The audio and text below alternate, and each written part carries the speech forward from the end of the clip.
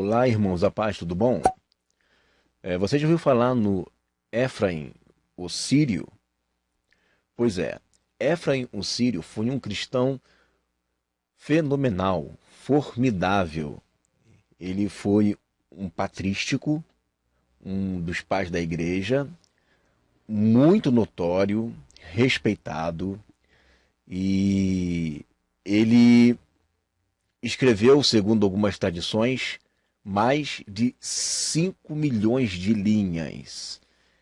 Fez diversos comentários acerca de Atos, Moisés, Gênesis, fez refutações como escritos de Marcião e escreveu centenas de hinos que muitos cristãos ainda usam esses hinos que ele escreveu. Tá? Ele foi um cristão muito venerado, né, respeitado até os dias de hoje. Poucos cristãos conhecem Éfraim, o sírio. Tá? Agora, o que poucos pré-tribulacionistas desconhecem é que Éfraim ele não era um pré-tribulacionista como muitos teólogos ensinam. Tá? Vasculhando aí pela internet, pesquisando aí as origens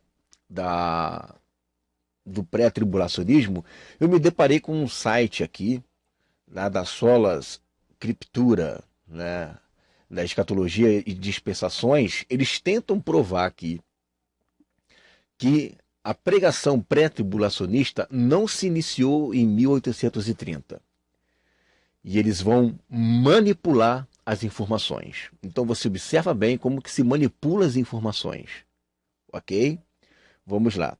Primeiro eles vão dizer aqui que quem iniciou a pregação do pré-tribulacionismo não foi, né, Derby, Margaret MacDonald, não foi lá no século XIX. Isso foi por Morgan Edward, que ensinou o pré-tribulacionismo. Ele é que começou com essa pregação. Só que aí ele vai citar o texto, e para quem conhece um pouquinho de escatologia, entende o que ele está querendo dizer com esse texto. Tá? É um texto de 1744. Olha o que diz Edward acerca das profecias. Tá? A distância entre a primeira e a segunda ressurreição será um pouco mais de 1000 anos. Eu digo, um pouco mais porque os santos serão ressuscitados e os vivos alterados em Cristo aparecer no ar. E este será cerca de 3 anos e meio antes do milênio. Observa-se bem. 3 anos e meio antes do milênio é o quê? Na metade da última semana. Então ele aqui não está pregando, né? Ele está pregando sim o pré-tribulacionismo, só que ele não está ensinando o pré-tribulacionismo tradicional. Ele está ensinando aqui um mesotribulacionismo. Se ele colocasse 7 anos antes, aí seria o pré-tribulacionismo original, aquele, né? Original não, que vem depois dele, né? Vem uns 86 anos depois dele. Mas ele está ensinando o quê? A igreja vai ser arrebatada no meio da última semana de Daniel. Essa é uma doutrina nova também, tá? No meio da última semana de Daniel. Então os pré-tribulacionistas estão pegando um texto que ele fala que a igreja vai ser arrebatada cerca de 3 anos e meio antes do milênio, tá? Porém, eles estão deturpando o que o próprio Edward diz. O Edward diz que a igreja vai ser arrebatada, tá? 3 anos e meio antes da grande tribulação. Então ele é meso, ele é do meio, no meio da última semana de Daniel. Os pré-tribulacionistas, que é a grande maioria esmagadora, ensina que Jesus vai voltar antes dos 7 anos do milênio. Ou seja, eles estão pegando uma doutrina mesotribulacionista, estão atribuindo essa pregação mesotribulacionista a o pré-tribulacionismo. Então é diferente, isso é uma manipulação de informação. A pregação mesotribulacionista é 86 anos mais nova do que a pregação pré-tribulacionista. segundo o próprio site aqui, falando acerca de Edward. Ele coloca: este será cerca de 3 anos e meio antes do milênio, como veremos a seguir. Mas ele e eles vão permanecer no ar durante todo esse tempo? Não.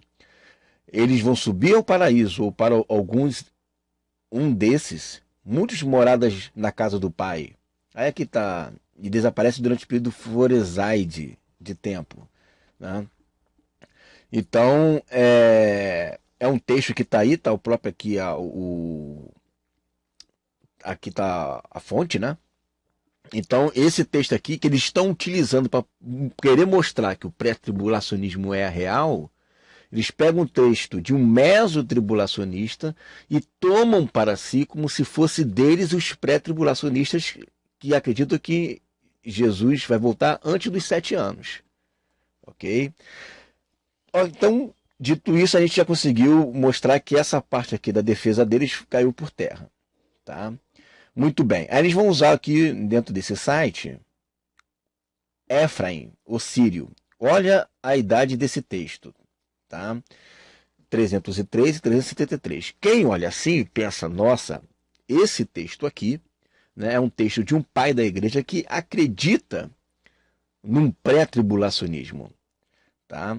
Então, vamos direto para o texto, tá? Vamos direto para o texto. Tá aqui, você pode ler toda a fonte, tá? E aí vai dizer o seguinte: é óbvio que Efraim acreditava em um cumprimento literal da profecia, incluindo o arrebatamento dos santos do Novo Testamento antes da tribulação. Aí olha o teor do texto. Por todos os santos e eleitos de Deus estão reunidos antes da tribulação que há de vir, e são levados para o Senhor, para que não vejam a confusão que é a oprimir o mundo por causa de nossos pecados. Efraim, o sírio, na última times, últimos tempos. Ok?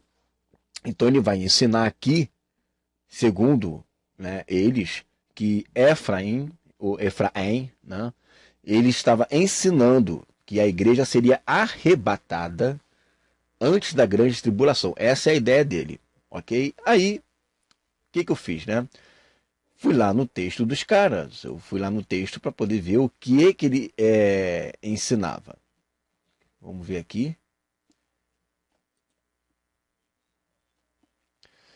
Então eu estou aqui com o texto dele. Agora eu estou com o texto, tá? Que eles pegaram uma parte do texto. Eu agora estou com o texto de Efraim. Você observa que ele é chamado de pseudo-Efraim. Por que ele é chamado de pseudo? Mais tarde eu vou explicar. Tá? Agora eu estou com o texto aqui em mãos, traduzido, tá? E diz assim essa parte que foi ali recortada, né? Olha o que diz. Vamos lá. Pois todos os santos e eleitos de Deus são reunidos antes da tribulação que está por vir, e são levados ao Senhor, para que eles não vejam a confusão que é oprimir o mundo porque dos nossos pecados. Está traduzido para português, então vai ficar com essas falhinhas aí, né? Então o que acontece é o seguinte: olhando esse texto dessa forma, dá-se a entender que ele está ensinando que a igreja será arrebatada antes da grande tribulação, e isso no ano 313, 370 alguma coisa antes de Cristo, hein? Olha só, hein? Pois todos os santos e eleitos de Deus são reunidos antes da grande tribulação que está por vir, e são levados ao Senhor, para que eles não vejam a confusão que é oprimir o mundo, porque dos nossos pecados. E assim, irmãos mais queridos, para mim, ele vai continuar falando. Ok? Quem lê esse texto assim, solto, igual se apresenta nesse site, igual se apresenta também nesse site aqui, tá?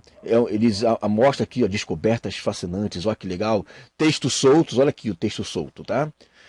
Pois todos os santos eleitos de Deus estão reunidos antes da tribulação, que está por vir, e são levados ao Senhor para que eles não vejam a confusão que é sobrepujar o mundo por causa de nossos pecados. É mais um site americano, né? E eu traduzi aqui direto do Google. Então, eles pegam este recorte de texto e falam: olha, Efraim, eles ele ensinava que a igreja seria arrebatada antes da grande tribulação. Primeiro que esse texto aqui, segundo o próprio homem que, ao pesquisar mais de 10 anos, descobriu ele não acredita que foi Efraim. Por isso que esse texto, quando você vai buscar ele no site, ele é chamado de pseudo-Efraim. Ele é chamado de pseudo. Tá? Mesmo assim, alguns acreditam que mesmo que ele tenha sido o pseudo-Efraim, tá? Esse texto aqui, você observa que não tem nenhum comentário, é apenas um texto. É só um texto. Ele é chamado de pseudo. Mesmo assim, ele é antigo, é um texto antigo. É um texto que remonta para o século VII. É um texto antigo. Quem fala isso é o próprio homem que descobriu esse texto e que é um pré-tribulacionista. Ele mesmo fala isso. Olha o que ele diz aqui.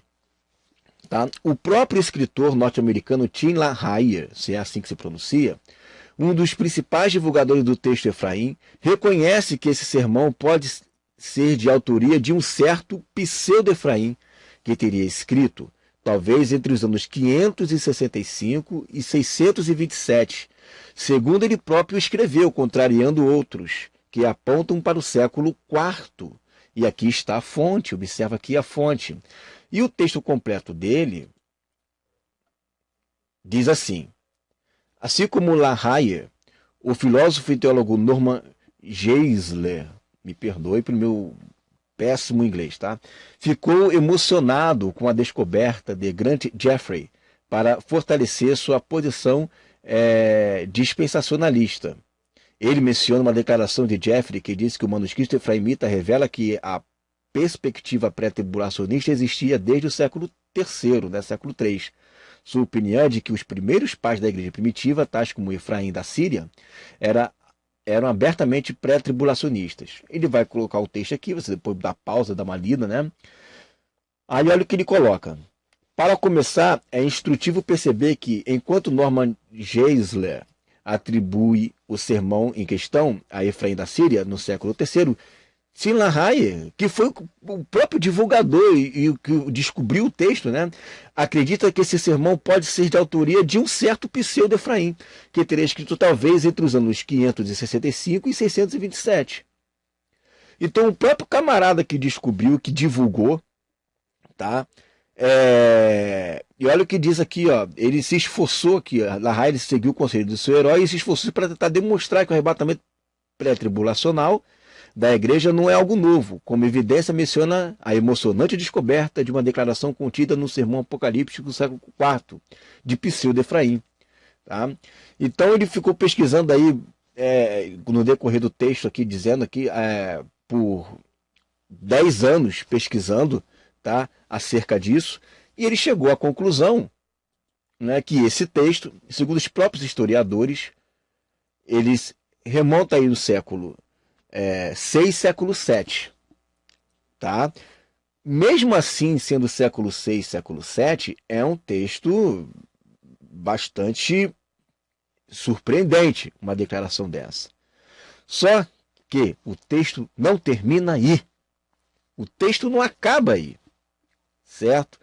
No próprio contexto do texto, dá-se a entender que ele está falando de uma outra coisa. Então vamos direto para o contexto dele. Olha o que ele diz na 10ª sessão.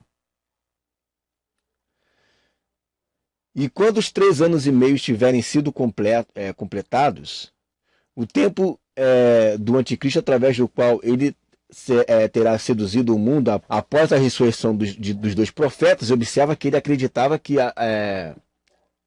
as 2 testemunhas eram ele não, o pseudo-Efraim, tá? Não é o Efraim, mas o pseudo-Efraim acreditava que as 2 testemunhas eram profetas que iriam ressuscitar, tá? Na hora que o mundo não sabe, e no dia em que o inimigo do filho da perdição não sabe, virá o sinal do filho do homem, vindo em frente ao Senhor, deve aparecer com grande poder e muita majestade, com o sinal da madeira da salvação que vai ante ele. Não sei de onde ele tirou isso. E também com todos os poderes dos céus, com todo o coro dos santos. com aqueles que suportam o sinal da Santa Cruz sobre os seus ombros, como a trombeta angélica precede o que soará e declarará: levanta-te os adormecidos. Olha, opa, peraí. Levanta-te os adormecidos? Ele está falando aqui de ressurreição dos mortos? Levanta-te, encontra-te com Cristo, porque a sua hora de julgamento chegou. Então Cristo virá e o inimigo será lançado em confusão, e o Senhor destruirá pelo espírito da sua boca, e ele será amarrado e será mergulhado no abismo do fogo eterno vivo com seu Pai. Aí, mais aqui embaixo, deixa eu só fazer um negócio aqui. Diz assim: o destruirá pelo espírito da sua boca, e ele será amarrado e será mergulhado no abismo do fogo eterno vivo com seu pai Satanás. E todo o povo que fizer a sua vontade perecerá para sempre com ele. Mas os justos herdarão a vida eterna com o Senhor para sempre e sempre. Vocês entenderam aqui? Então lá em cima ele está falando de uma reunião, né, que serão levados para o Senhor. Mas aqui embaixo ele está dizendo claramente que quando o Senhor voltar, aqueles que estão adormecidos vão se levantar e vão se encontrar com Cristo. Quem serão esses adormecidos que vão se levantar e vão se encontrar com Cristo? Os santos, né, aqueles que serão arrebatados. Então, dentro dessa contradição desse texto, pelo contexto, o que eu entendo? Que quando ele fala dessa reunião, lá em cima, vamos voltar aqui para o texto, quando ele fala aqui, ó, serão levados, o que eu entendo? Que muitos dos que estão ali prestes para entrar na grande tribulação, eles serão poupados dessa grande tribulação quando eles morrerem. É isso que eu estou entendendo do texto. E por essa contradição enorme que está aqui, está claro dizer que esse pseudo-Efraim não está com nada. É, né? Um texto que não dá nem para fazer uma exegese boa, né? Porque aqui na seção 2 ele fala que antes da tribulação que está por vir serão levados para o Senhor. Só se ser levados aqui é morrerem, né? Muitos serão mortos, né? E aí vão escapar da confusão, o que dá a entender. Mas na seção 10 ele fala que quando ele voltar, os que estão adormecidos vão se encontrar com ele, e vão se levantar para se encontrar com ele, e vão receber a vida eterna. Como é que essa história?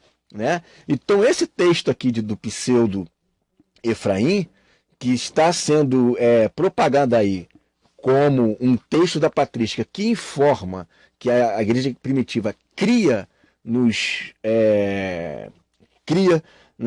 pré-tribulacionismo, é um texto frajuta, é um texto fake news, tá, uma falsa notícia, e não corrobora, continua sendo uma doutrina nova do século XIX, me perdoem vocês, tá? Não, em nenhum momento na patrística, tá, se ensinou algo diferente, e esse próprio site do Sola Escritura, quando eles vão falar aqui dos pais da igreja, eles vão dizer, os pais da igreja corroboram com o que nós pregamos e tal, né?